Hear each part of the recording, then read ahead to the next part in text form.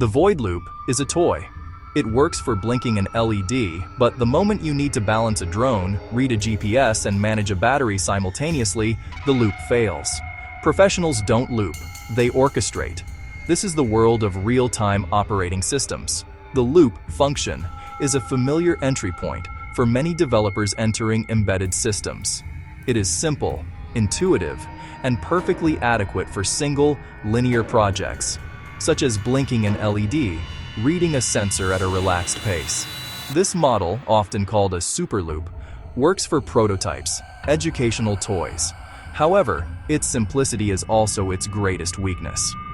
The superloop begins to fail catastrophically when multiple time-critical tasks must run concurrently. Imagine a drone that must simultaneously stabilize its flight motors, process GPS data for navigation, monitor battery voltage to prevent failure, communicate with a ground station. One person cannot play all the instruments in an orchestra at once. Some notes will be late, some will be missed entirely. The fundamental issue with the superloop is its blocking nature. Any operation that takes significant time, waiting for a sensor reading, executing a delay function, freezes the entire system. While one task waits, no other task can proceed. This leads to unpredictable timing and missed deadlines. If flight stabilization is delayed because the GPS is slow, the drone can become unstable and crash. If battery monitoring is blocked by a long communication packet, a critical power failure might go undetected. Professionals do not loop endlessly, hoping for the best. They orchestrate with an RTOS to manage complexity and guarantee performance. At the heart of any real-time operating system is its kernel, and the most critical component of the kernel is the scheduler. The scheduler acts as the system's conductor, making intelligent decisions about which task should run at any given moment. Unlike a simple superloop where tasks run in a fixed and often inefficient sequence, an RTOS scheduler can dynamically manage execution based on priority. It has the power to pause or preempt a currently running low-priority task to immediately execute a high-priority task that has become ready to run. This preemption is the key to responsiveness in real-time systems. On a modern microcontroller like an ARM Cortex-M-based STM32, this context switch, saving the state of one task and loading the state of another, can be accomplished in just a few microseconds. This capability stands in stark contrast to the blocking behavior common in Arduino sketches. The widespread use of the delay function is a primary example of this limitation. When delay is called, the microcontroller enters a busy wait loop, effectively doing nothing but counting cycles for 1 full second. During this time, the entire system is frozen. No other code can run, no sensors can be read, and no inputs can be processed. An RTOS-based system handles timing differently. A task needing to wait for 1 second would instead make a system call like vtask delay, which tells the scheduler that it does not need the CPU for that duration. The scheduler then immediately runs other ready tasks, only returning to the first task after its delay has expired. This preemptive, non-blocking model ensures that the processor's time is always used effectively. The highest priority task that is ready to run is always the one that is running.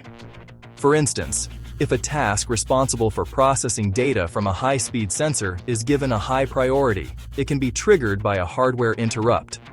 The RTOS ensures this task preempts lower priority work, such as logging to an SD card or updating a user interface.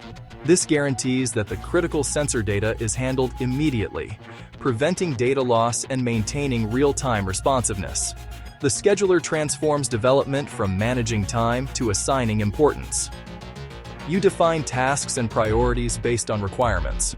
The RTOS handles interleaving and timing automatically. Determinism is a critical concept in the engineering of reliable systems. In a deterministic system, the same inputs always produce the same outputs within a predictable time frame. For non-critical applications, this might not seem important, but for many real-world products, it is non-negotiable.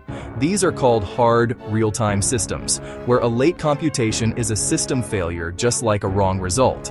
Automotive anti-lock braking systems require wheel slip calculations and brake modulation within a few milliseconds. If that is late, a vehicle can lose control. Medical infusion pumps must deliver precise volumes over precise intervals. A timing error can cause underdose or overdose. An RTOS provides the tools to build deterministic systems. Through task priorities, preemptive scheduling, and timer services, the RTOS gives critical tasks preferential CPU access to meet deadlines. Engineers calculate worst-case execution time for each critical task. With that data, they can mathematically prove the system meets timing requirements under all conditions. This is engineering rigor, not guesswork. In a superloop, where execution time varies wildly, such guarantees are practically impossible. Consider a multi-rotor drone flight controller. The core stability loop reads IMU data, runs a state estimation algorithm, and sends motor commands at a fixed high frequency. For example, every 500 microseconds. With an RTOS, the whole chain is a single high-priority task triggered by a periodic timer, preempting GPS handling or flash logging as needed. That keeps timing precise and repeatable, essential for stable flight. Any jitter can cause oscillations and a crash. In any reasonably complex embedded system, multiple tasks will inevitably need to access the same peripheral or shared data. Without proper coordination, this leads to chaos. If two tasks attempt to write to the I2C bus simultaneously, messages become interleaved and corrupted, likely failing both operations and leaving the bus locked up. This is a race condition. An RTOS provides essential synchronization primitives. The most common is the mutex, mutual exclusion. Think of it as a key for a resource. Before a task uses the resource, it acquires the mutex. If available, it proceeds. If not, the scheduler blocks the requester. It consumes no CPU while waiting. When the first task finishes, it releases the mutex. The RTOS then gives the key to the waiting task. Only one task accesses the resource at a time, ensuring integrity. Another powerful tool is the semaphore. While a mutex protects a single resource, a semaphore can manage a pool or signal the occurrence of an event. A network ISR can give a semaphore when a packet arrives, unblocking a sleeping processing task. This producer-consumer pattern is extremely efficient. The task uses zero CPU while waiting. A classic problem is priority inversion. A high-priority task blocked by a low-priority holder. A well-designed RTOS addresses this with priority inheritance. If a high-priority task blocks, the RTOS temporarily elevates the holder to finish quickly and release, preventing indefinite stalls and preserving determinism. These are the sophisticated, built-in safeguards that separate a professional RTOS from a simple loop. Section 5. The power of doing nothing. Idle states and energy savings. For many embedded products, especially battery-powered, power consumption is a primary design constraint. A system that drains its battery too quickly is a failed product. In a typical Arduino-style superloop, the MCU is almost always running at full speed. Even with nothing to do, it spins in loop, checking if conditions or waiting for a millis-based timer to expire. This constant activity, busy waiting, burns power for no productive purpose. CPU, clocks, flash kept active, continuously consuming current. An RTOS changes this paradigm. When no tasks are ready, all finished or blocked on events or time, it executes a special idle task. The idle task provides a hook to implement power-saving strategies. Instead of busy waiting, the MCU drops into low-power sleep. The CPU core halts, peripherals and clock sources can be disabled, reducing power from milliamps to microamps. Modern RTOSs offer tickless idle. Instead of waking every millisecond to poll, the kernel can stop the system tick, program a low-power timer for the next event, and sleep deeply until then. Consider a sensor node that wakes once per minute to read and transmit. With an RTOS, it can spend over 99% of its time in deep sleep, waking precisely on time, working quickly, then sleeping again. A superloop device would likely spin the whole minute, burning power the entire time. The difference can be orders of magnitude, weeks or months with an RTOS, versus hours or days with a superloop. This is not a minor optimization. It enables long-life, battery-operated products. The transition from a simple Arduino sketch to a professional firmware image is a significant step, a shift from experimentation to system architecture. A sketch is often a single file with setup and loop, making a monolithic sequence, fine for simple projects.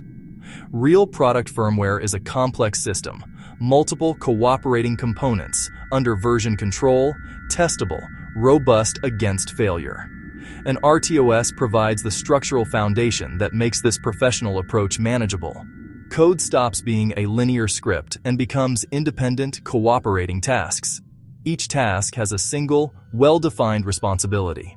One task manages the UI, another handles network communication, a third runs a critical control algorithm. New features are added as new tasks, minimizing the risk of breaking existing functionality, unlike modifying a large loop. Professional firmware needs a build system to manage dependencies, apply versioning, and generate a reproducible binary. Startup initializes hardware, creates tasks, and starts the RTOS scheduler. System services like watchdogs monitor critical tasks and reset on hangs. Unit tests target tasks. Integration tests verify interactions using RTOS primitives. The result is a shippable product with clear architecture and predictable, testable behavior. One of the most challenging aspects of embedded development is debugging, particularly timing-related or intermittent bugs. In a monolithic superloop, the state is one long intertwined sequence. A bug in one part can manifest elsewhere, making root cause analysis frustrating. RTOS-aware tools display task lists, states, priorities, and stack usage. You can inspect queues, see mutex ownership, and analyze each task's call stack. Trace tools, record task switches, interrupt entries, exits, and RTOS object interactions with microsecond accuracy.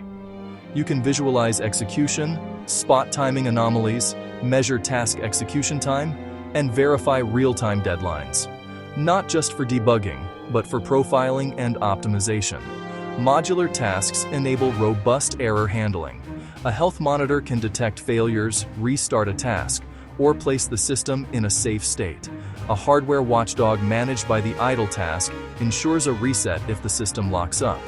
This compartmentalization is extremely difficult in a superloop that fails monolithically. In product development, hardware is not static. Revisions are common for cost, performance, or obsolescence. Single sketch code tightly couples to specific hardware and libraries, making ports near rewrites. Using an RTOS introduces a hardware abstraction layer. Applications use RTOS APIs for delays, scheduling, and intertask communication. The RTOS interfaces with timers and context switching. Porting focuses on a smaller RTOS layer and drivers.